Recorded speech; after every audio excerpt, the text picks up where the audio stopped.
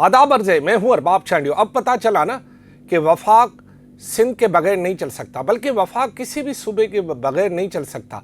अगर कोई भी सूबा वफाक में न हो तो फिर वफाक नहीं रहता, क्योंकि वफाक चारों सूबों की एक इकाई है। और आज की सूरत हाल जो ताज़ा तरीन ये है कि सिंध की अब वो तमाम की तमाम सड़कें बंद हो चुकी है, जिसकी रसद पंजाब या दीगर सूबों की तरफ जाती है। इससे ये पता चल गया कि अगर सिंध बंद हो जाए तो फिर वफाक को भी बहुत सारा किसी न किसी हवाले से नुकसान पहुंचता है। जैसे कि अभी तो सिर्फ रसद के हवाले से नुकसान पहुंच रहा है। जैसे कि मैंने पहले ही बता दिया था कि ये जो धरने हैं ये अगला स्टेप है, और इसके बाद अब और स्टेप आने वाला है। एक तरफ तो नून लीग और पाकिस्तान पीपल्स पार्टी मुज़ाकरात की बात कर रहे हैं, और शायद उस पर इत्फाक भी कर रहे हैं कि जी हम मुज़ाकरात कर लेंगे, लेकिन दूसरी जानिब जो है अवाम इस बात को मानने के लिए तैयार नहीं। सिंध के अवाम मुज़ाकरात के बजाय जो है इस बात का फौरी और हकीकी हल चाहते हैं। लिहाजा अब मैंने पहले ही आपको बता दिया था कि अगला स्टेप जा रहा है, और अगला स्टेप ये है कि अब लोग जो है मार्च करेंगे कमू शहीद की तरफ। कमू शहीद आपको पता है कि सिंध बलूचिस्तान और सिंध पंजाब के बॉर्डर पर है, और वहाँ पर सूरत हाल जो है बहुत ही ज़्यादा कशीदा दिखाई दे रही है। हाल ही दिनों में अगर अभी की बात करें तो सिर्फ बलूचिस्तान की तरह अब सिंध के सिर्फ हवाई रास्ते ही ऐसे हैं जिससे आप पंजाब, लाहौर या इस्लामाबाद जा सकते हैं।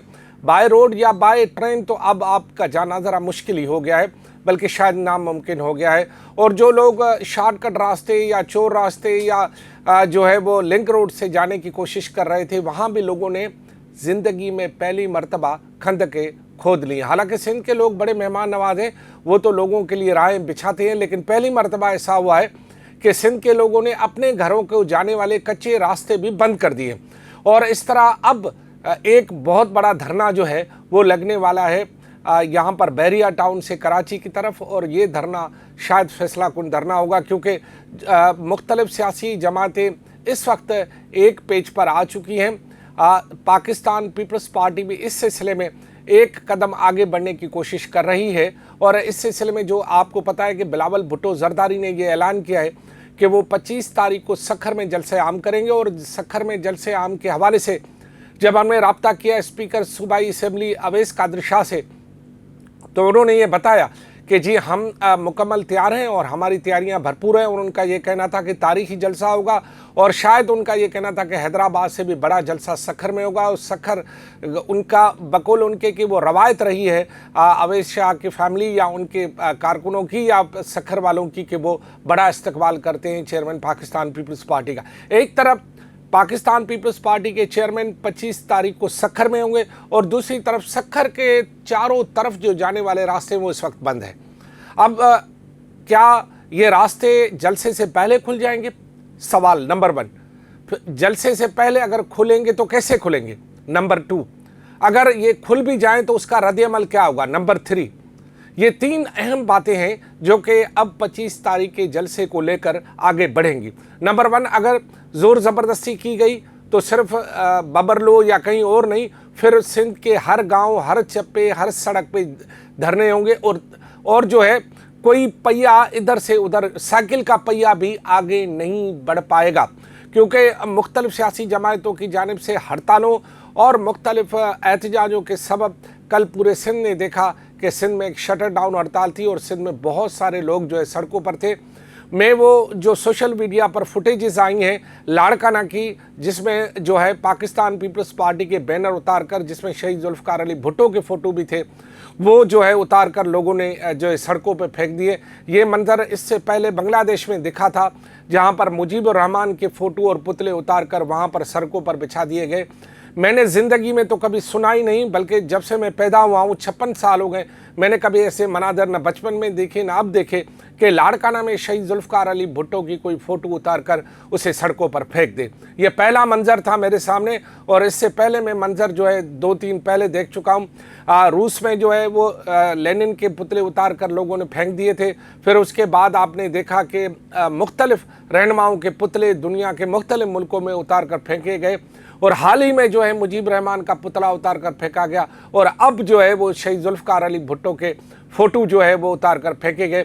ये एक अलार्मिंग सूरत हाल है। लिहाजा اس صورتحال سے بچنے کے لیے پاکستان پیپلز پارٹی کو فارورڈ کھیلنا پڑے گا، فوری اقدام کرنا پڑے گا۔ میں آپ کو صرف ایک بات بتا دوں، اور وہ بات بہت ہی اہم ہے کہ ہر منٹ اب قیمتی ہے، ہر منٹ، گھنٹے تو بہت بڑی بات ہے۔